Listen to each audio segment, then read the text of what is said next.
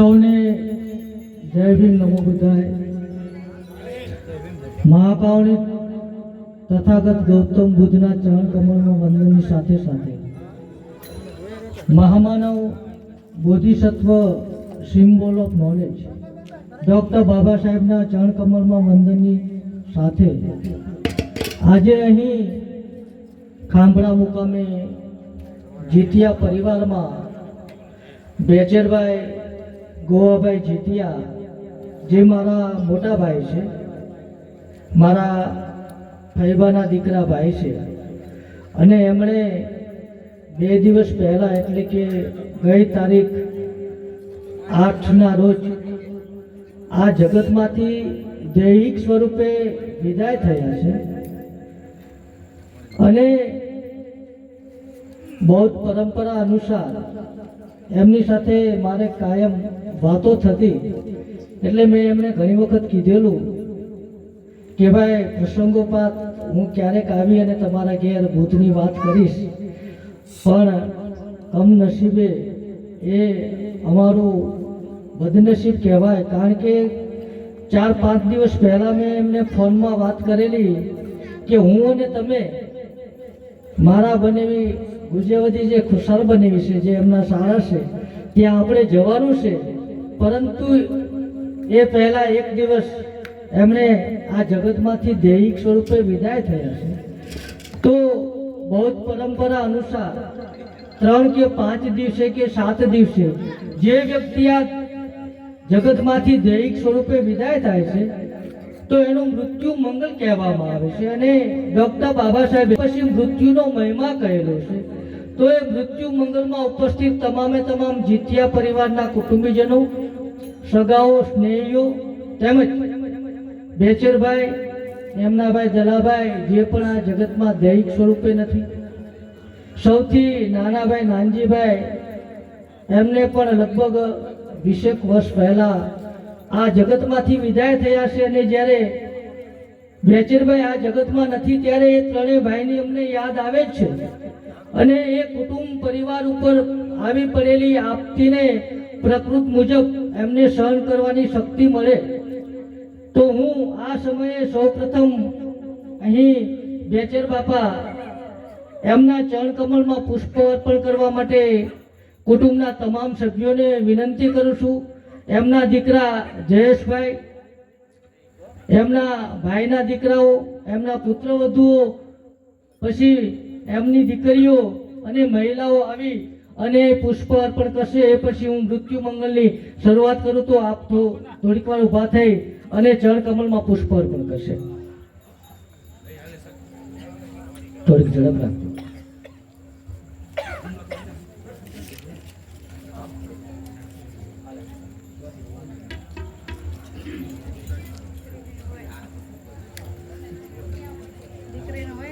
હા હા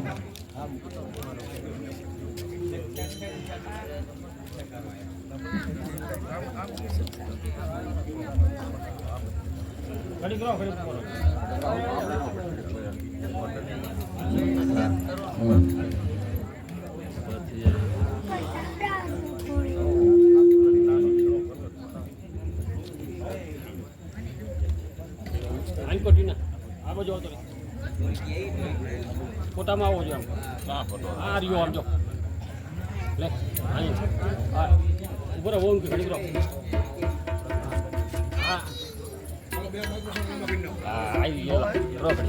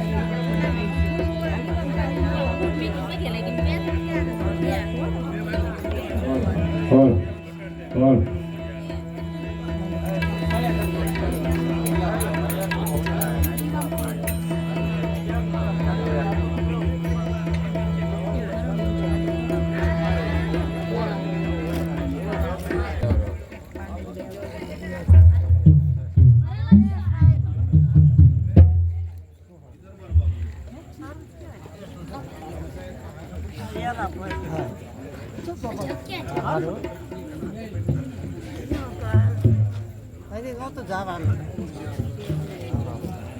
બાપા હારા ઠેકાણે ઉતારી દેજો બધા. તો અહીં આપણે બેચર બાપાના ચરણ કમળમાં પુષ્પ અર્પણ કર્યા. તો તથાગત ગૌતમ બુદ્ધ કહે છે કે જગતના બે સત્યો છે અને એ સત્ય માત્ર મારા કે તમારા ઘરે આવે એવું નથી. આ જગતમાં જન્મ લેનાર દરેક વ્યક્તિના ઘરે આ બે સત્યો આવે જ છે, જેમાં એક છે જન્મ અને એક છે મૃત્યુ. અને જ્યારે આપણા ઘેર કોઈ નવજાત બાળકનો જન્મ થાય છે એ વખતે આપણા ઘેર એક મૃત્યુ નક્કી જ હોય છે, જે આપણે ખૂબ જ સારી રીતે જાણીએ છીએ. પરંતુ જન્મ લેનાર એ બાળક દીકરો હોય કે દીકરી, એ યુવાન થાય, મોટા થાય અને પોતાના જીવનમાં વ્યસ્ત થાય. પછી 5 વર્ષે, 25 વર્ષે, 50 વર્ષે કે 80 વર્ષે કે 100 વર્ષે આ જગતમાંથી વિદાય થાય જ છે. જગતમાં અત્યાર સુધીમાં કોઈ વૈજ્ઞાનિકોએ કે કોઈ સંતોએ, કોઈ મહાપુરુષોએ કે તથાગત ગૌતમ બુદ્ધે પણ એવું નથી કહ્યું કે જેને આપણે આપણા ઈષ્ટદેવ માનીએ કે દેવતા માનીએ કે જેણે જન્મ લીધો છે એ આ જગતમાંથી વિદાય નહીં થાય. જગતમાંથી વિદાય થવું આ પ્રકૃતિનો નિયમ છે, આ કુદરતનો ક્રમ છે અને બધાયના ઘેર આવે છે. એટલે મૃત્યુ નક્કી છે. આ હું કહું છું એટલે તમને ખબર છે એવું નથી, આ આપણે સારી રીતે સમજીએ છીએ. પરંતુ મૃત્યુનું દુઃખ, હવે જે હું વાત આપને કહેવા માંગુ છું, મૃત્યુનું દુઃખ આપણને હોતું નથી. કદાચ આ વાત કહી તો ખોટી લાગે આપણને, પરંતુ જો મૃત્યુનું દુઃખ હોત તો રોજ દર કલાકે, દર મિનિટે, દર સેકન્ડે આ જગતમાં હજારો અને લાખો લોકો મરે જ છે, આપણને દુઃખ થતું નથી. એનો મતલબ મૃત્યુનું દુઃખ નથી બાબુ, પણ મૃત્યુ થનાર વ્યક્તિ અને આપણી વચ્ચેનો સંબંધ કેટલો છે સાહેબ, એ ઉપરથી દુઃખ નીકળી જાય છે. દુઃખ આપણને ક્યારે થાય? મરનાર વ્યક્તિ એ મારા પિતા હોય, એ મારો ભાઈ હોય, એ મારી માતા હોય, એ મારી પત્ની હોય, એ મારો પતિ હોય, એ મારો દીકરો હોય, એ મારા કાકાનો દીકરો હોય, એ મારો સગો હોય, એ મારો સ્નેહી હોય અને મારા નજીકના કોઈ લોહીના સંબંધો કે સામાજિક સંબંધો કે જેણે આપણને ખૂબ જ મદદ કરી હોય, એ વ્યક્તિ જ્યારે આ જગતમાંથી વિદાય થાય ને સાહેબ, ત્યારે દુઃખ થાય છે. તો અહીં આ પ્રસંગે બેચર બાપા, આમ તો ઉંમર એમની નાની પણ ન કહેવાય અને જવા લાયક પણ ન કહેવાય, કારણ કે 80 વર્ષ કરતા વધુ સમય હતો. એમની ઉંમર 84 વર્ષ જેવી એમને મને કહેતા. પરંતુ એમનું તંદુરસ્ત શરીર, એમનો હસમુખો ચહેરો, અને હજુ મને એવું હતું કે કદાચ એ હજુ પણ બીજા 10 વર્ષ ખેંચશે, પણ અચાનક એમને એટેક જેવી કોઈ બાબત ઘટના ઘટી અને એમણે દૈહિક સ્વરૂપે આ જગતમાંથી વિદાય થવું પડે. ત્યારે તથાગત ગૌતમ બુદ્ધ કહે કે આ દુઃખની ઘડી છે, આ દુઃખની ઘડી છે. તો એમણે 4 આર્ય સત્યો કીધા કે જગતમાં 4 મુખ્ય આર્ય સત્યો છે. તો પહેલા કે જગતમાં દુઃખ છે. અહીં જે આ અત્યારે આપણે બેઠા છીએ એ આ ઘરે એક દુઃખદ ઘટના બની છે એટલે આપણે સૌ બેઠા છીએ. તો તથાગત ગૌતમ બુદ્ધ કહે છે કે જગતમાં દુઃખ છે. તો દુઃખ છે તો દુઃખનું કારણ છે.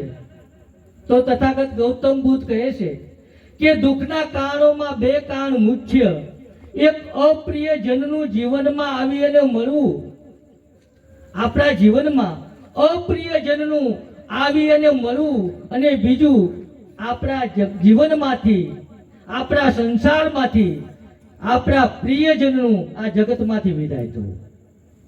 એક ને એક પુત્ર હોય, એની માતા વાલસોઈ માતા પિતા એ પુત્રને પોતાના જીવ કરતા વધુ પ્રેમ કરતા હોય, વહાલ કરતા હોય, હેત કરતા હોય, પરંતુ જો એનામાં એવા અવગુણો હોય, એના કર્મ થકી એ માત્ર પોતાને નહીં પરંતુ સમગ્ર કુટુંબ પરિવારને નુકસાન પહોંચાડતો હોય, ત્યારે કમ અને માતા પણ કહેતી હોય છે આ ઘટના હકીકત છે કે ભાઈ આ કરતા તો આમ ન બોલવું જોઈએ, પણ એ દુઃખદાયક એના કર્મો થકી એક માતા પણ એક પિતા પણ કહે છે કે આ ન હોત તો સારું. એ અપ્રિયજન છે. જ્યારે બુદ્ધે કીધું કે પ્રિયજનનું આ જગતમાંથી વિદાય થવું, એક પ્રિયજન આ જગતમાંથી વિદાય થયા છે. દૈહિક સ્વરૂપે બેચરભાઈ જીતિયા જે મારા ભાઈ છે તેઓ આ જગતમાં દૈહિક સ્વરૂપે વિદાય થયા છે, પરંતુ એમનું વહાલ, એમનું હેત, એમના આશીર્વચન જીતિયા પરિવાર છે ત્યાં સુધી, એમના કુટુંબીજનો, એમના પુત્રવધુ, દીકરા, જ્યાં સુધી એમનો વંશવારસો ચાલશે અને જ્યારે પણ આવી કોઈ ઘટના બનશે કે એવો સમય આવશે તો જેમ અત્યારે બેચર બાપા આપણને રડાવીને જાય છે એ વખતે પણ ચોક્કસ આપણને એમની યાદ આવશે અને આપણે રડી પડશું. સાહેબ, આ જગતનો ક્રમ છે, આને કોઈ રોકી નથી શક્યું. સંતો મહંતો પણ અહીં અમને સંતવાણીમાં પણ વાત કહેલી, કારણ કે આપણા સંતો મહંતો જે વાણી કહી છે એ ખૂબ જ ઊંચી બાબત છે અને કહી શકાય એ તમામે તમામ બુદ્ધના પ્રવાહમાંથી આવેલી સંતો મહંતોની વાત છે. આપણે કદાચ એ વાંચ્યું નથી, બાકી સંત કબીર હોય તો ભલે, સંત રૈદાસ હોય તો ભલે, કે આ જગતમાં ભારતમાં જે બહુજન સંતો થયા એ તમામે તમામ બુદ્ધની વાત કહે છે. અરે પાનભાઈની પણ વાત તમે જોઈ લો કે જ્યારથી લાગી છે તવાઈ પાનભાઈ, ત્યારથી જ આપણી સગાઈ પાનભાઈ. વ્યાસ અને વાલ્મીકીથી ઉતરી છે આ પીડા તો વારસાઈ છે પાનભાઈ. આ કાંઈ તમારા એકના ઘરે બનેલી ઘટના નથી. આ જગતમાં તમામના ઘરે, એ રાજા હોય તો ભલે, એ રંક હોય તો ભલે, એ સિકંદર હોય તો ભલે, એ અશોક હોય તો ભલે, અને કદાચ જેને આપણે દેવ માનીએ કૃષ્ણ હોય તો ભલે, રામ હોય તો ભલે, બુદ્ધ હોય તો ભલે, આપણા સંતો મહંતો હોય, બધાય આ જગત છોડીને સાહેબ ચાલ્યા જાય છે. એટલે ચોક્કસ દુઃખ થશે, પણ આપણે એ દુઃખને એક દિવસ ભૂલવું જ રહ્યું, મને કે ક મને. તો બુદ્ધ ત્યારે ત્રીજી બાબત કહે છે કે જગતમાં દુઃખ છે, દુઃખનું કારણ છે, એનું નિવારણ છે. જોકે નિવારણમાં સંતો મહંતો એ આ મૃત્યુના દુઃખનું નિવારણ કરી શકે, કારણ કે જગતમાંથી ઉપર ઉઠી ગયેલા હોય છે. એમને ખબર છે કે જન્મ અને મૃત્યુ કુદરતી સત્ય છે, આપણે જાણીએ છીએ, પરંતુ આપણી જેવા પામર માનવી જન્મ થાય ત્યારે આનંદ અનુભવીએ છીએ, મૃત્યુ થાય ત્યારે દુઃખ અનુભવીએ છીએ. એટલે તો આપણે અદના નાના માણસો કહેવાઈએ છીએ. જ્યારે સંતો મહંતો આ વાત સમજી જાય છે એટલે એક ડાયો માણસ દુઃખને એ રીતે જીવનમાંથી વિદાય કરે છે, જેમ એક પવન રૂના પુમરાને લઈને ઉડાડી જાય ને સાહેબ, સંતો મહંતો મૃત્યુના દુઃખને પણ સહજ રીતે સ્વીકારી લે છે. અને સમય આ વાત આપણને શીખવી દે છે, કારણ કે નાના 2-5 વર્ષના બાળકોને મૂકીને ગયેલા માતા પિતાના બાળકો પણ મોટા થાય છે, તો સમય આ દુઃખની ઘડી આપને વિસરાવી દેશે. અને એમણે કીધું કે દુઃખ છે, દુઃખનું કારણ છે, દુઃખનું નિવારણ છે અને ઉચિત માર્ગ છે. તો માર્ગ કયો? તો અહીં મૃત્યુ મંગલમાં કહેવાય કે ભાઈ તમે કુશળ કર્મો કરો. આપણે કુશળ એટલે કે સારા સદકર્મો કરીએ તો જગતમાં જ્યારે દૈહિક સ્વરૂપે આપણી વિદાય થશે તો આપણી પાછળ 1-2 નહીં, પણ જ્યારે જ્યારે આવી ઘટના બનશે ત્યારે લોકો આપણને યાદ કરી અને રડશે. ત્યારે તથાગત ગૌતમ બુદ્ધની વાત આગળ વધારતા ડોક્ટર બાબા સાહેબ મૃત્યુ બાબતે 3-4 બાબતો આપણને કહે છે કે મૃત્યુ આપણને અમુક બાબતો શીખવે છે. મૃત્યુ માત્ર આવે છે અને જાય છે એવું નથી, કારણ કે જીવનમાં જગતમાં બનતી દરેકે દરેક ઘટના જો આપણામાં કંઈક લેવાની શક્તિ હોય, સમજણ હોય, તો આપણને એક શિખામણ આપીને જાય છે. તો મૃત્યુ આપણને શીખવે છે કે જેવી રીતે બેચર બાપા આ જગતમાંથી વિદાય થયા છે એવી રીતે મારે અને તમારે પણ આ જગતમાંથી એક દિવસ જવાનું છે. આ મૃત્યુ શીખવે છે. તો મૃત્યુ આપણને બીજી એ બાબત શીખવે છે કે જેવી રીતે જનાર વ્યક્તિ પોતાના તમામ કર્મો પોતાની રીતે કરતા હતા, તો આપણે પણ જીવનના તમામ કર્મો પોતાની રીતે કરવા જોઈએ. કુશળ કર્મોનું કુશળ કર્મોમાં ફળ મળશે, અકુશળ કર્મોનું અકુશળ કર્મ મળશે. તો નક્કી આપણે કરવાનું છે કે આ જગત છોડીને ચાલ્યા જઈએ તો લોકો આપણને કઈ રીતે યાદ કરે છે. તો મૃત્યુ આપણને શીખવે છે કે આપણે આપણા કર્મો કરવા જોઈએ. ત્યારે તથાગત ગૌતમ બુદ્ધની વાત યાદ આવે છે કે you are your own master, you make your future. કે તું અને માત્ર તું જ તારો માલિક છે, તું અને માત્ર તું જ તારો ભાગ્ય વિધાતા છે. પછી મૃત્યુ આપણને ત્રીજી બાબત શીખવે છે કે જેવી રીતે બેચર બાપા આ જગત છોડીને ગયા છે, એવી રીતે મારે અને તમારે પણ જવાનું છે. તો જેટલો હવે પછીનો આપણો સમય હોય, આપણી પાસે જે શક્તિ હોય, આપણી પાસે જે બુદ્ધિ હોય, આપણી પાસે જે જ્ઞાન હોય, આપણી પાસે જે આવડત હોય, તો એ જ્ઞાન, એ આવડત, એ બુદ્ધિ, એ સત્તા, એ સંપત્તિનો જગતના માનવ હિત માટે આપણે વિકાસ કરીએ, ઉપયોગ કરીએ, નહીં કે કોઈને દબાવવા માટે. તો મૃત્યુ શીખવે છે કે મારે અને તમારે પણ આ જગતમાંથી જવાનું છે. તો આપણી જે હવે પછીની બાકીની જિંદગી આપણે સદકર્મો થકી વિતાવીએ. અને મૃત્યુ આપણને ચોથી બાબત શીખવે છે જે હું અને તમે કદાચ આપણે નહીં સમજી શકીએ, કારણ કે ડૉક્ટર બાબા સાહેબે મૃત્યુના મંગલ વિશે જે હું વાત કરું છું એ બાબા સાહેબે કહેલી વાત છે. બાબા સાહેબે કીધું કે મૃત્યુ એ મંગળ સ્વરૂપે આપણે એને સ્વીકારવું જોઈએ. અને એમણે કીધું કે જો ખરેખર આપણે મૃત્યુનો અફસોસ વ્યક્ત કરવા માંગતા હોય, દુઃખ વ્યક્ત કરવા માંગતા હોય, તો મૃત્યુ જેવી રીતે બેચરભાઈ નું થયું છે એવી રીતે મારું અને તમારું પણ થવાનું છે. તો આપણે આપણા વેરભાવ, આપણા કલેશ, આપણા કૌટુંબિક પ્રશ્નો, મુશ્કેલી, ઝઘડાઓનો સામે ચાલીને અંત લાવીએ. આપણે સામે ચાલીને ક્યારેક માફી તો માંગીએ કે ભાઈ તમારી ભૂલ હોય કે ભાઈ મારી ભૂલ છે, અને આ કરશું તો ખરા અર્થમાં આપણે મૃત્યુને સમજી શક્યા એમ કહી શકાય. તો અહીં જો કે ખૂબ જ સંતવાણી માધવદાસ બાપુ ખૂબ જ સારી રીતે કરે છે. વચ્ચે મેં થોડોક સમય લીધો, કદાચ મને માફ કરજો. તો અહીં મારી વાત પૂરી કરતા પહેલા બેચર બાપા જગતમાંથી દૈહિક સ્વરૂપે વિદાય થયા છે. તો એમના ચિત્તને શાંતિ મળે એ માટે આપણે સૌ 2 મિનિટ મૌન પાડીએ.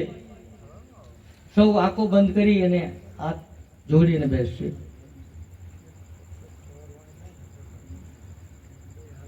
ઓમ મણિ પદ્મે હુમ, ઓમ મણિ પદ્મે હુમ, ઓમ મણિ પદ્મે હુમ, ઓમ મણિ પદ્મે હુમ.